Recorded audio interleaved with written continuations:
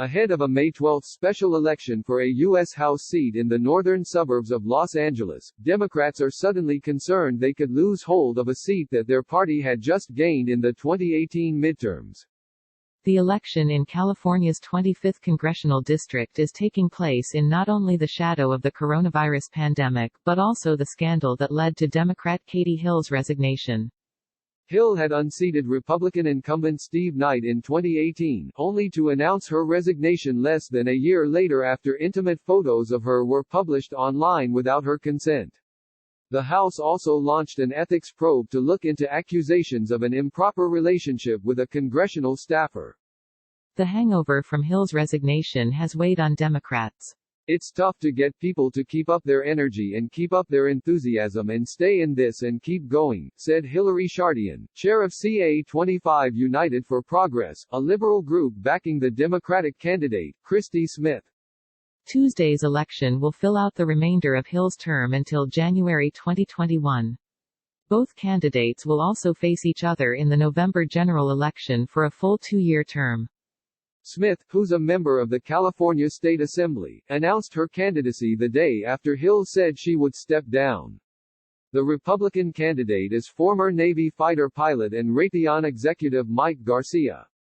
In a sign of the race's rhetorical importance to both parties, President Trump recently endorsed Garcia on Twitter, while Smith scooped up nods from 2016 presidential candidate Hillary Clinton and former President Barack Obama. How to respond to the coronavirus pandemic has become the central issue of the race. Garcia has emphasized that health experts need to be consulted and listened to, and supports the Trump administration's approach to reopen the economy as soon as possible. Smith backs California Governor Gavin Newsom's plan for opening the economy, which includes a requirement for local communities to have a plan to track and trace infections.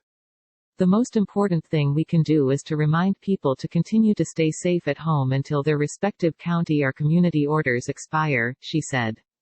Garcia's supporters and volunteers have courted people like Linda Enos, who worries about the impact of stay-at-home orders on the economy and personal liberties. People are losing their jobs. Their incomes, Enos said at a recent protest against stay-at-home orders.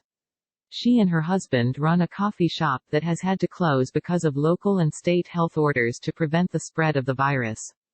They're destroying our economy. I think it's waking up a sleeping giant. But progressive activists say protesters like the Enoses represent a fringe position. Polling shows Californians are more concerned about shelter-in-place orders ending prematurely. Shardian says the recent Open Up demonstrations are one way for Republicans to energize their conservative base ahead of the special election. It was a whole bunch of people wearing Make America Great Again hats, she said. From all appearances, it was just a political rally. Pandemic reshapes campaigning. It's hard to overstate how profoundly things have changed since California's March primary. Garcia's and Smith's campaigns are suddenly playing out on Zoom instead of neighbors' doorsteps. Instead of an in-person debate, they took part in an online candidate forum. The candidates have had to shift policy gears as well. Issues like health care and the economy have taken on new importance. On paper, Smith should be the odds-on favorite to keep the seat in Democratic hands.